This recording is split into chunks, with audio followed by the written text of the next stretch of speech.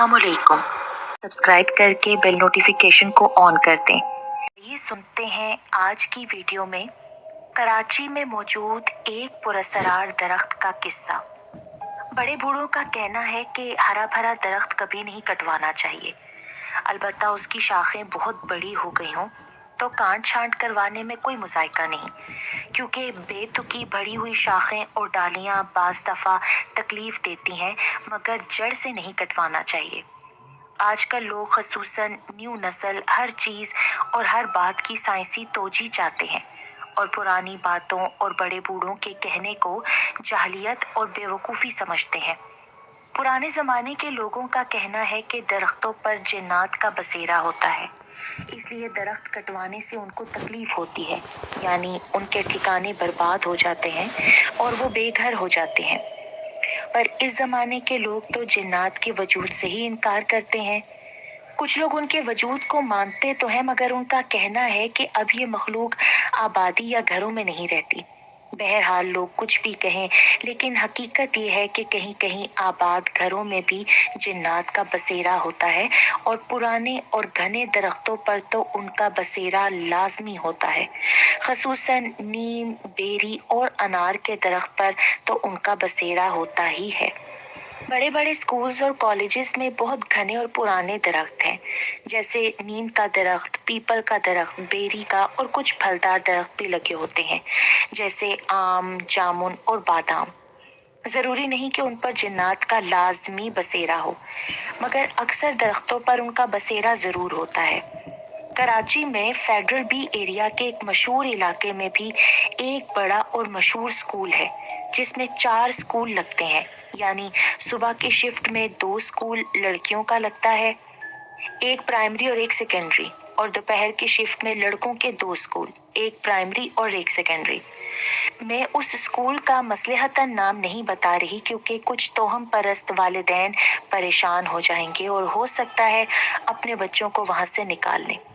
خیر، اس اسکول میں بھی کچھ پرانے اور کافی اونچے درخت ہیں۔ اس کے علاوہ کچھ پھلدار درخت، کچھ سدا بہار پودے اور موسمی پھول بھی لگے ہوئے ہیں۔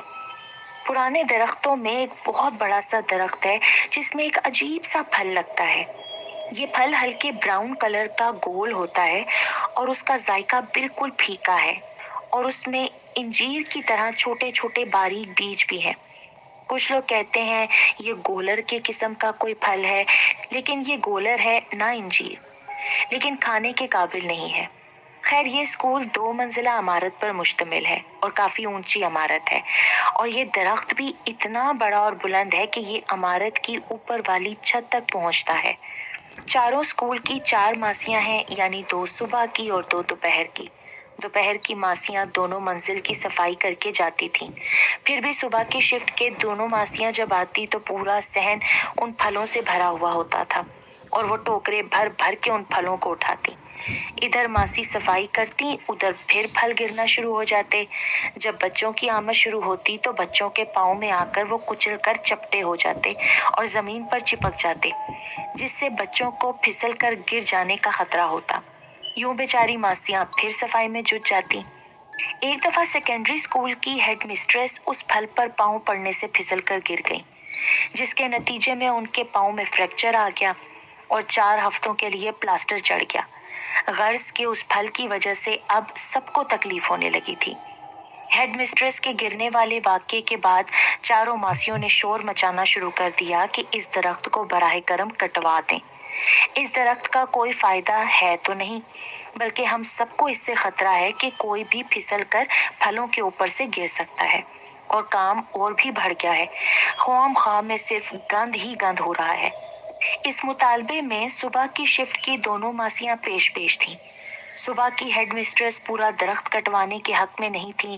ماسیوں کے شور مچانے پر مزدوروں کو بلوا کر اس کی شاخیں اور ڈالیاں جو بہت زیادہ بڑھ گئی تھیں، ان کو کٹوا کر تھوڑا صاف کروا دیا گیا، لیکن چند ہی دنوں بعد وہ درخت پھر تیزی سے بڑھنا شروع ہو گیا اور اس کی شاخیں پھر آسمان کو چھونے لگیں۔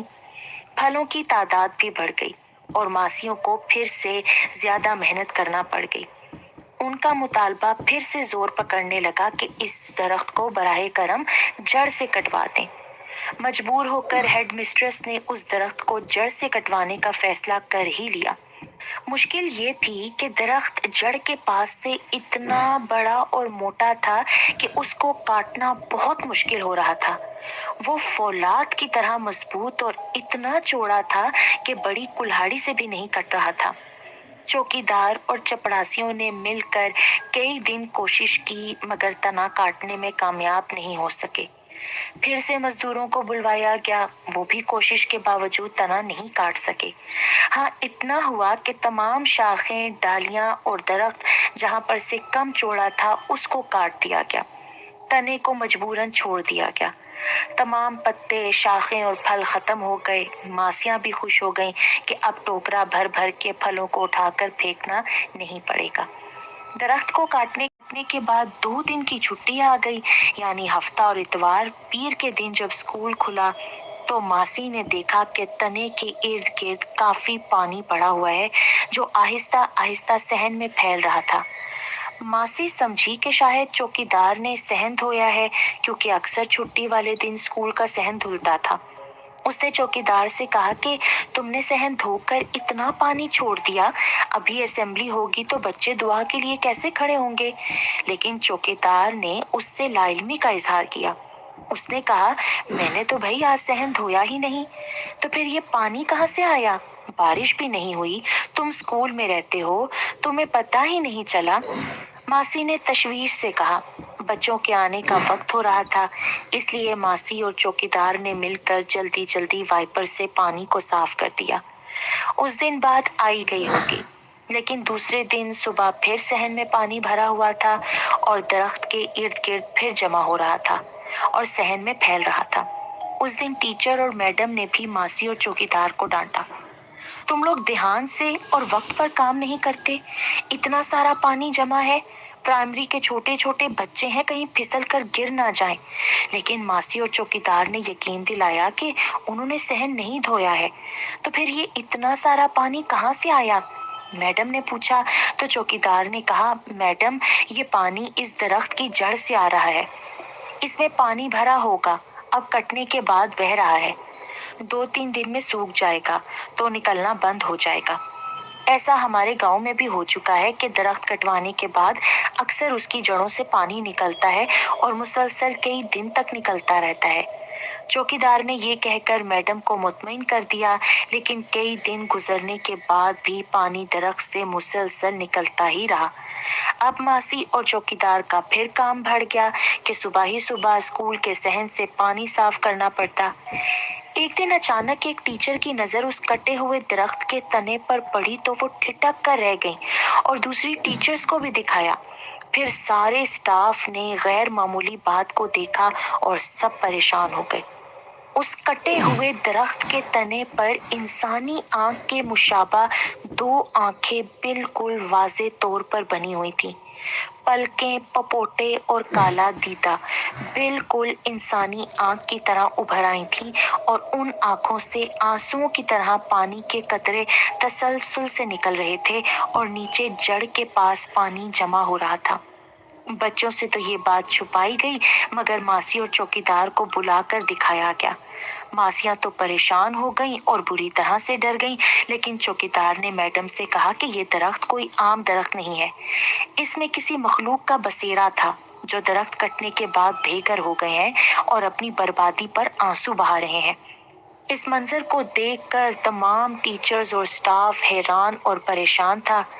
वाकई ये पानी दरख्त की जड़ से निकल रहा था, मगर आंसुओं की तरह, और आंख किस तरह वाज़े शक्ल में निकल आई थी ये समझ में नहीं आ रहा था। अल्लाह के भेद तो भाई अल्लाह ही जाने।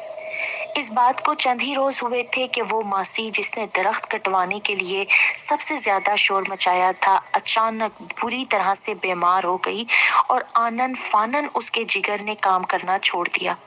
उसकी आंखें हल्दी की तरह पीली हो गईं और चेहरे पर बुरी तरह से जर्दी छा गई।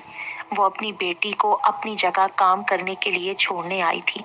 उसकी हालत देखकर तमाम टीचर्स परेशान हो गईं। सब टीचर्स ने अपनी अपनी हैसियत के मुताबिक उसकी मदद की और उसकी बेटी ने उसकी जगह काम करना शुरू कर दिया। اس کو کام کرتے ہوئے چند ہی دن ہوئے تھے کہ اسکول سے گھر واپس جاتے ہوئے اس کا زبردست ایکسیڈنٹ ہو گیا اور وہ وہاں جاں بحق ہو گئی۔ ماسی نے پھر اپنی جگہ اپنی بہو کو بھیج دیا کہ جب تک اس کی طبیعت ٹھیک نہیں ہوتی وہ اس کی جگہ پر کام کرے، مگر پتہ نہیں پھر کیا ہوا۔ اس کو آئے ہوئے پہلا ہی دن تھا، کام ختم کر کے وہ واپس گھر گئی اور گھر جاتے ہی اس کا بی پی اتنا شوٹ کر گیا کہ اس کو برین ہیمریج کا دورہ پڑا اور وہ بیچاری بھی آنن فانن ختم ہو گئی۔ ماسی کو اس بات کا بہت صدمہ ہوا۔ جوان بیٹی اور جوان بہو جو امید سے بھی تھی اچانک ہی مر گئی۔ وہ اس غم کو برداشت نہیں کر سکی اور وہ بھی چند دنوں میں ہی انتقال کر گئی۔ یہ خبر سن کر سب کو بہت افسوس ہوا۔ سبھی کے ذہنوں میں یہ خیال بیٹھ گیا کہ ایسا درخت کٹوانے کی وجہ سے ہوا ہے۔ سب کو ایک ہی خیال آ رہا تھا کہ درخت پر واقعی غیر مرئی مخلوق یعنی جنات وغیرہ کا بسیرا تھا، اس لیے درخت کٹوانے سے ان کو تکلیف پہنچی اور اب وہ اپنا انتقام لے رہے ہیں۔ اس کی زد میں اور کون کون آتا ہے، سبھی اپنی جگہ خوفزدہ تھے۔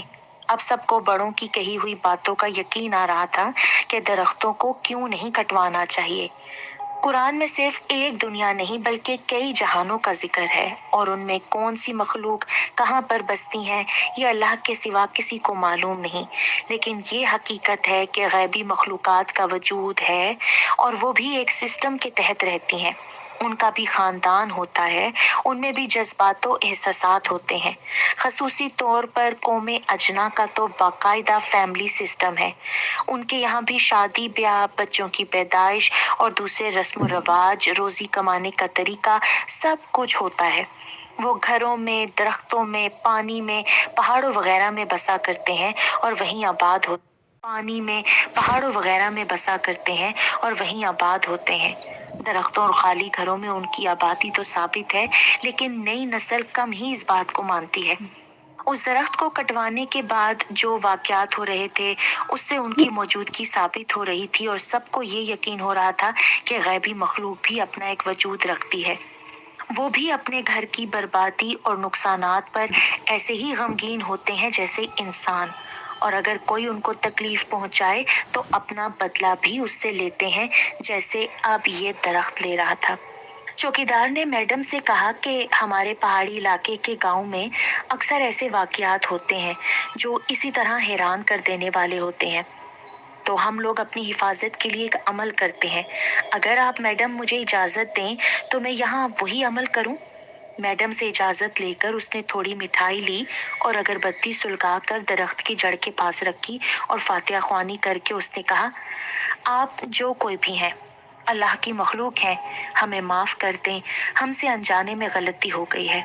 ہم بھی کسی کے نوکر ہیں اور ہمیں اپنے آفیسر کا حکم ماننا ضروری ہے۔ اگر ہمیں معلوم ہوتا کہ اس درخت پر کسی مخلوق کا بسیرا ہے تو یہ غلطی ہم کبھی نہیں کرتے۔ ہمارا مقصد کسی کو تکلیف پہنچانا نہیں تھا، بلکہ ہم نے اسکول کے بچوں اور ٹیچروں کی حفاظت کی خاطر اس کو کٹوایا تھا۔ آپ ہمیں براہ کرم معاف کر دیں۔ آپ کو تکلیف پہنچی، ہمیں اس کا بہت افسوس ہے، ہم ایسا آئندہ کبھی نہیں کریں گے۔ آپ کو اللہ کا واسطہ ہمیں معاف کر دیں۔ وہ ایسے بول رہا تھا جیسے کوئی سامنے کھڑا ہو اور وہ ان سے معافی طلب کر رہا ہو۔ دوسرے دن حیرت انگیز واقعہ ہوا جس کو عقل تسلیم نہیں کرتی، لیکن یہ حقیقت تھی۔ درخت کے تنے پر ابھری ہوئی آنکھ اور باقاعدہ آنسو جس میں سے بہہ رہے تھے وہ اب غائب ہو چکی تھی اور درخت کے ارد گرد سے پانی بھی خشک ہو گیا تھا۔ اس کا مطلب یہ تھا کہ وہ مخلوق جو بھی تھی اس نے چوکیدار کے معافی طلب کرنے پر، فاتحہ خوانی کروانے پر سب کو معاف کر دیا تھا۔ یقیناً ان کا تعلق نیک قوم اجنا سے تھا، مگر یہ بات ابھی یہیں پر ختم نہیں ہوئی۔ چند ہی دن گزرے تھے کہ درخت میں پھر سے نئی شاخیں پھوٹ پڑیں اور دیکھتے ہی دیکھتے اتنی بڑی ہو گئیں کہ پھر عمارت کی دوسری منزل تک پہنچ گئیں اور اس میں پھر سے پھل لگنے لگے۔ اور اب ماسیوں نے بھی کام کی زیادتی کی شکایت کرنا چھوڑ دی۔ صبح آ کر صفائی کر دیتی اور شام کی شفٹ والی ماسی بھی اچھی طرح صفائی کر کے گھر جاتی، اور یہ سلسلہ ابھی تک چل رہا ہے۔ वैसे तो ये हकीकत है कि पौधे और दरख्त जानदार होते हैं, उन्हें भी जिंदा रहने के लिए धूप, हवा, पानी की जरूरत होती है। लेकिन ये भी सच है कि पौधे भी एहसासात रखते हैं, वो हमारी बात समझते हैं, अपनी शाखों और फलों से भी मोहब्बत करते हैं। और ये भी हकीकत है कि बड़े और घने दरख्तों पर गैर मर्ई मखलूक़ात, जिन्नात वगैरह का बसेरा होता है। इसीलिए कहा जाता है कि पुराने, घने और फलदार दरख्तों को कभी नहीं कटवाना चाहिए। मैं तो इस बात की कायल हूँ और बड़ों की बातों पर अमल भी करती हूँ।